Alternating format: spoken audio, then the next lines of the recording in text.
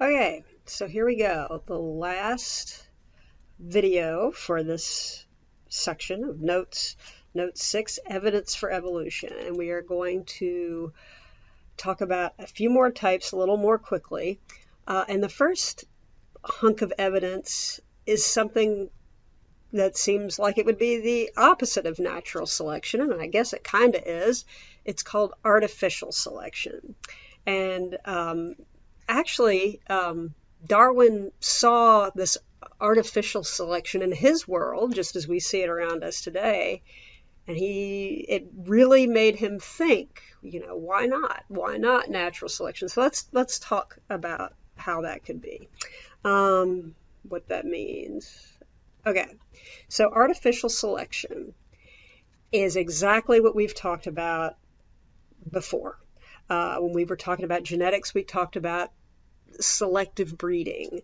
That's essentially what artificial selection is. It's when you are choosing organisms with certain traits and breeding them. And it's been done by human beings ever since human beings have learned to farm and things like that. So if we think of this in terms of selection, kind of mirroring natural selection, in this case, we humans are the selectors in artificial selection. In natural selection, the environment is the selector. And what I mean by that is the environment chooses, in quotes, what is good and what is bad and what survives and what dies, what passes on its genes and what doesn't. In the case of artificial selection, we human beings are taking that role. And by doing so are creating some pretty wild organisms in the process. Just this kind of breeding, as we have already talked about, this kind of breeding, I see a cow with these good traits and another cow with those good traits, and I breed them and hope that I get a cow with these particular traits. This can ultimately lead to organisms that look really, really different from the original organisms that they were bred from in really just a few generations. Okay, so dogs, a classic example.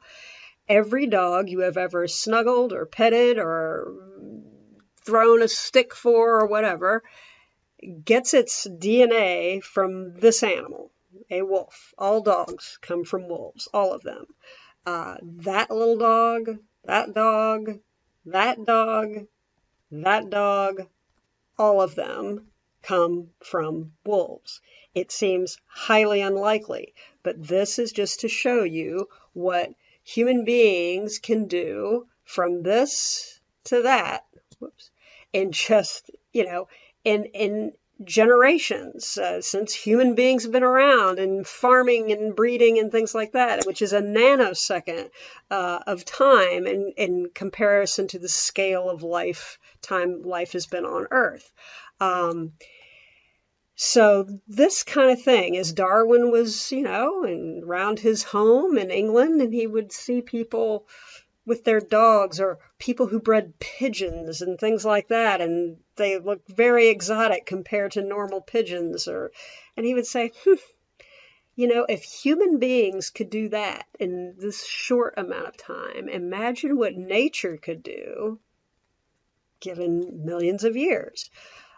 These plants, cauliflower, broccoli right there, cabbage, kale, Brussels sprouts. Actually, that's something else, but it's kind of like a Brussels sprout. Brussels sprouts, too, are all different. They look different, but they all go back to this one plant, the wild mustard plant. And they look really nothing like this little wild mustard plant. But there you go. And how did we get all of those different plants? Because people bred this wild mustard. The genes for all of these different things were hiding in that wild mustard plant, and they were just coaxed out. Same for these dogs. The gene for this little guy, right, the genes for him were hidden in that wolf, but human beings drew them out by breeding and breeding and breeding and breeding until they got the combinations that they wanted. So As we already kind of said, Darwin noticed these effects of artificial selection around him that had created all these breeds of dogs and things that he had seen in his lifetime, and thought that if humans could do so much in just a few generations, imagine what nature could do over millions and millions of years. So he really viewed this as kind of a sped up version of natural selection, if you will. All right, fourth body of evidence, embryology. So obviously, embryology, I bet you can already predict, is the study of embryos, okay? It's the study not only of embryos, but how they change over time during their development. So what people who study embryos across different groups of animals, in particular vertebrate animals, animals with backbones, they have noticed that the more closely related species are, the more similar their developmental patterns are, which would make sense. So up here, what you see is we've got some different vertebrate groups. We got fish, we got reptiles, birds, and then two different types of mammals. Okay, there we go. And what we find is that it seems to make sense that the human and the pig, because they are both mammals, share a fair amount of their developmental steps. They look pretty similar all the way through, and yet we look less similar to sharks and lizards and things like that. That said, yes, we do look more different. Like clearly these two have more in common than either of them has with the fish embryo, okay? But if we look more closely at the embryos, what we find is that all of these vertebrate embryos share structures in common. For example, gill slits and a tail. You may not have them now, but there was a time when you did. When you were an embryo, let me show you where your gill slits were. They were right here, and your tail was right there.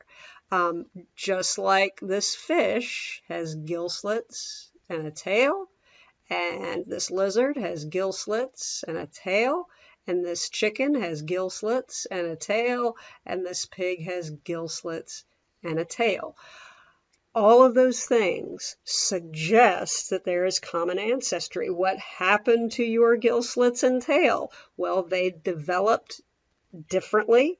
The structures that make up these gill slit structures became part of your jaw and neck, whereas they become actual gills in a fish. Why on earth would we have these same structures in an embryo as a fish embryo does? It suggests that we have a common ancestor that had these structures, and they have developed differently because we have evolved differently.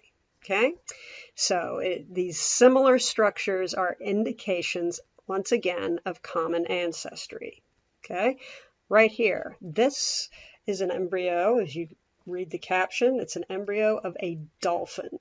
A dolphin, okay?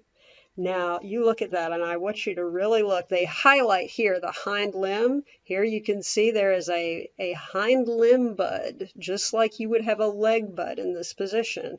Why on earth would a dolphin have a hind limb? It doesn't use it. It's not there as an adult. The only possible reason is because it had an ancestor who did have that. And it has been gradually lost. But look here. I want you to look at the forelimb of this dolphin and look at its little hand. This hand looks exactly like a human hand, a little paddle-shaped hand that we have before we're born. For us, the tissue in between the fingers is programmed by our genes to self-destruct. So we end up with separate digits. In this animal, that tissue persists and makes a fin out of that. Common ancestry. All right, evidence basket number 5, vestigial organs. So A vestigial organ is an organ that does not have much use in the organism it is currently in. So why would you have an organ that doesn't have a use? And the answer is that that organ had a use in a common ancestor, but that use has been lost as that organ has not had proved useful to the organism as it has evolved. So why on earth would an organism waste energy maintaining an essentially useless organ? Why would we do that? The answer is we wouldn't. It must have been useful before in our ancestry, and it's a leftover. And eventually you would anticipate maybe that useless organ will ultimately be gone entirely over time. Again, this supports the idea of evolutionary change. A classic example is the human tailbone. This right there is the human tailbone, which serves virtually no purpose in us. I think a few muscles may attach to it still, but it's virtually nothing. In our ancestors, the tail has clear purpose. It serves balance purpose and things like that. But in a human being, it's gone. We don't use it because of our upright posture. It's not essential for us anymore. So it has been lost over time. Why would we maintain this little stub of a tailbone? And the answer is we wouldn't. It's just a leftover and it's slowly being lost. Same thing, hind limbs in whales. Once again, why on earth would a whale have hind limbs? Why would we create this thing that has no purpose in a whale? And obviously you wouldn't. It's just a leftover from when whales once lived on land.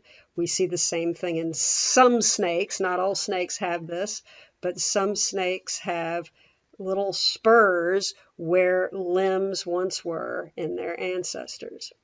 Finally, the last and perhaps most overwhelming piece of evidence that we have now that Darwin would never have had is the analysis of DNA. DNA shows us exactly who is closely related to whom by just looking at the sequence and seeing whose letters, whose A's, T's, C's, and G's match up. And the more your letters match, the more closely related you are.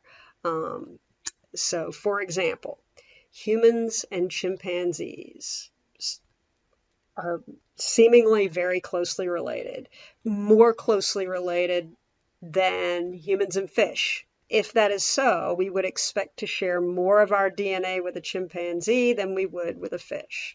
So less closely related species share less DNA in common. Obviously, the parallels with family ancestry are valid here. You share more DNA with your nearer family members than you do with your more distant ones. We would expect this to hold true with species as well, if evolution is true. And what we see is exactly that when we analyze DNA. When we analyze DNA or the proteins that are made based off of DNA, what we see is that humans and monkeys have very few differences, very few. Notice the 0 here and the numbers get bigger as you go down. Very few differences in their DNA and protein sequences. And the further away you get, all the way over to this lamprey, the more differences you get. This is exactly what you would expect to see if we evolved as we have said, fish being the first vertebrates and mammals being later and more closely related to each other than they are to fish. That's exactly what we'd expect to see. Okay? And also, we know that the genetic code is universal. All life forms on Earth use the same exact genetic code. All organisms, cellular machinery, understand it in the same way, indicating that indeed all of life is related. So now, I don't want you to think about just one of these pieces of evidence by itself, because one of these pieces of evidence, the fossils, might be really impressive, but it's not irrefutable. What gets to be irrefutable is when you piece together this entire collection of evidence from all the different areas of biology, from all the physical sciences about the ages of the organisms and all of that. All of this evidence supports this one idea that organisms evolved from a common ancestor on a very, very ancient Earth. It's bringing together all these different pieces of evidence that you say, okay, well, there's the fossil record. Well, if that's true, then we ought to find transition organisms. We find them. Well, if that's true, we ought to see that reptiles and birds share more in common in their DNA than, reptiles and spiders. And we do. We see these things. Our hypotheses are supported over and over and over again by the evidence that we find. Okay, so that's it. We're done with that. I hope you are well, and I will see you next time. Take care.